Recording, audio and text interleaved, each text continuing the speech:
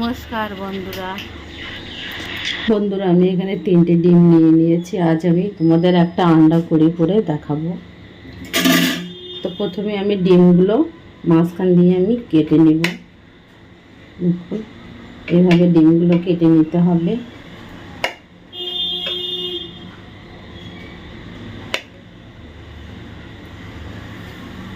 মশলা তৈরি করে নেব। তো প্রথমে পেঁয়াজ কুচি দিয়ে দিলাম, 8-10 কোয়া রসুন, একটা টমেটো, বড় সাইজের একটা টমেটো দিয়ে দিলাম, আর এক টুকরো আদা আর 2টো কাঁচা লঙ্কা। এবার আমি পেস্ট করে নেব এটা। এই দেখুন বন্ধুরা, পেস্ট করা হয়ে গেছে। এবার আমি একটা কড়াই বসিয়ে দিলাম। এতে পরিমাণ মতো আমি সর্ষের তেল দিয়ে দেব।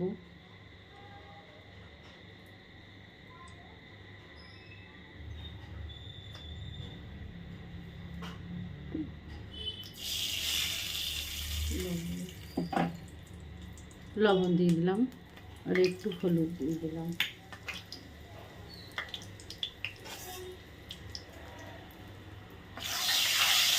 আমি একটু নাড়িয়ে একে একে একটু ডিমগুলো এভাবে দিয়ে দেবো।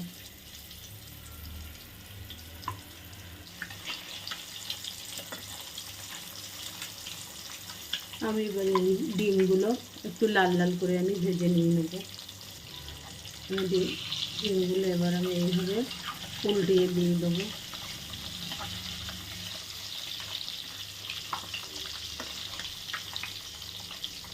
এবার আমি এক এক করে উঠিয়ে নেব। আর ওই তেলের ভিতরে আমি 2টো এলাচ, একটা ডালচিনি, একটা তেজপাতা দিয়ে দিলাম।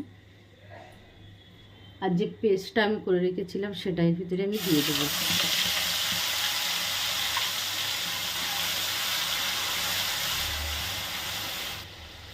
আর একটু বাটিটাও ধুয়ে দিয়ে দিলাম, তাহলে আর মশলাগুলো বেস্ট হবে না, যেগুলো ছিল সেগুলো এর ভিতরে চলে গেল।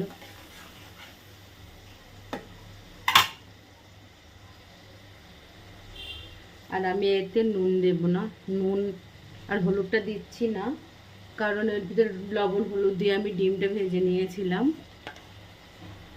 আমি একটু দিয়ে দেবো শুকনো লঙ্কা গুঁড়ো আর একটু মরিচের গুঁড়ো।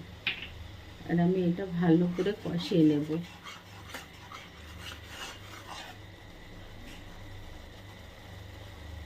দেখো বন্ধু, যত সময় তেল না ছাড়ছি তত সময় মশলাটা কষানো হবে না।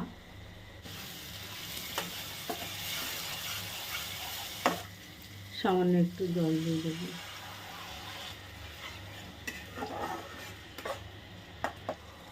আর আমি যে ডিমগুলো ভেজে রেখেছিলাম সেগুলো দিয়ে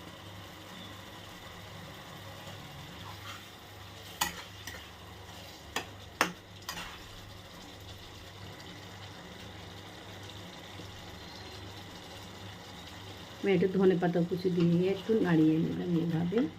দেখুন বন্ধুরা, দারুণ হয়েছে।